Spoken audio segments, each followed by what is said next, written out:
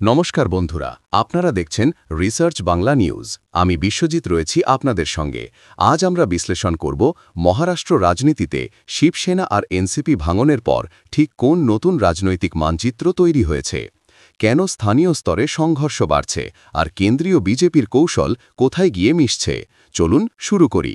মহারাষ্ট্র রাজনীতি ভারতের অন্যতম জটিল, আর আজ যা দেখছি এটা একদিনে তৈরি হয়নি। 2019 সালে বিজেপি শিবসেনার জোট ভেঙে যাওয়া, উদ্ধব ঠাকুরের এমভিএ জোট তৈরি, পরে একনাথ শিন্ডের বিদ্রোহ যেন ডমিনো এফেক্ট। তারপর 2023 অজিত পাওয়ার হঠাৎ বিজেপি শিবসেনা সরকারের উপমুখ্যমন্ত্রী, এবং এখন পুরো রাজ্য জুড়ে শিবসেনা আর এনসিপি দুটো দলই দুই টুকরো।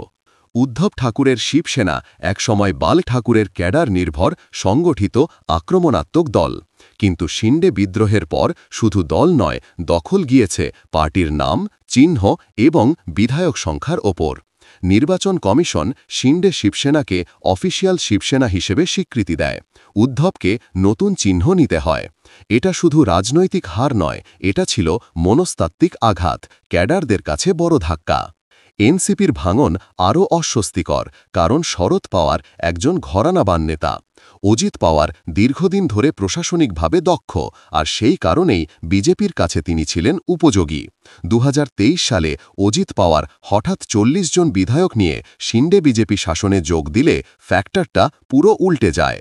এখন মহারাষ্ট্রে দুটো এনসিপি শরদ পাওয়ার সিনিয়র ঐতিহাসিক লিগাসি, এনসিপি অজিত পাওয়ার সরকারের অংশ, প্রশাসনিক সুবিধা। গত কয়েক মাসে মহারাষ্ট্রের বিভিন্ন পৌরসভা, নয়া গ্রাম পঞ্চায়েত, কর্পোরেশন ভোট হয়েছে, যেখানে দেখা যাচ্ছে শিন্ডে শিবসেনা রাষ্ট্রীয় পর্যায়ে শক্তিশালী হলেও গ্রাসরুটে উদ্ধব ঠাকুরের শিবসেনায় বেশি জমি ধরে রেখেছে। কেন? কারণ উদ্ধবের কাছে পুরনো সেনাকর্মী, শাখা প্রধান, ওয়ার্ড লেভেল ম্যানেজাররা এখনও আস্থাহীন হননি। শিন্ডে শিবসেনার নতুন দলে নতুন ইন্ডাকশন, পুরনো ভার্সেস নতুন ক্যাডারের দ্বন্দ্ব, সাংগঠনিক ঘাটতি দারুণভাবে ফুটে উঠছে। কতকগুলো জায়গায় দেখা যাচ্ছে শাখা অফিস নিয়ে মারামারি, পোস্টার ছেঁড়া, স্লোগান যুদ্ধ, এমনকি কর্মী হামলা। উদ্ধব শিবসেনার ক্যাডারদের বক্তব্য, শিন্ডে আমাদের দল ভেঙে বিজেপির দালালি করছে। অন্যদিকে শিন্ডে শিবসেনার দাবি, উদ্ধব ঠাকুরে আদর্শ ছেড়ে কংগ্রেস এনসিপির কাছে মাথা নত করেছেন। এই আক্রমণ প্রতি আক্রমণ লোকাল পলিটিক্সে তীব্রতা বাড়িয়েছে। বিজেপি মহারাষ্ট্রে সবচেয়ে বড় দল, কিন্তু তারা শিবসেনা বা এনসিপি কারো সঙ্গেই স্থায়ী বরফ গলিয়ে একলা খেলতে চাইছে না। তারা জানে মহারাষ্ট্রে একলা জেতা কঠিন। তাই কৌশল, Shinde Shiv Sena plus NCP Ajit = adjustable controllable জোট। উদ্ধব ও শরদ পাওয়ার বিরোধী মেরুকরণ, যা বিজেপির পরিকল্পনায় আদর্শ শত্রু। বিজেপির জাতীয় কৌশল, মহারাষ্ট্রকে শক্ত ঘাঁটি করা। মহারাষ্ট্র ভারতের অর্থনৈতিক engine. Mumbai stock market, company প্রধান কার্যালয়, banking, finance. Pune IT startup hub. Nagpur সাংগঠনিক এস্টাবলিশমেন্ট। নাসিক অ্যাগ্রো এবং ইনফ্রাস্ট্রাকচার। কেন্দ্রীয় সরকারের বড় বড় প্রকল্প এখানে। ফলে বিজেপির মূল চিন্তা, রাজ্যের ওপর নিয়ন্ত্রণ হারানো চলবে না। এই কারণেই শিবসেনা এনসিপির ভাঙনে তাদের স্ট্র্যাটেজিক গেইন রয়েছে। মহারাষ্ট্র ভোটাররা সাধারণত রাজনৈতিক স্থিরতা পছন্দ করেন, কিন্তু বারবার ভাঙন, জোট পরিবর্তন, বিধায়ক লাফালাফি মানুষের মধ্যে বিরক্তি তৈরি করেছে। অনেকে এখন বলছেন, দল ভাঙা বন্ধ হোক, কাজ হোক।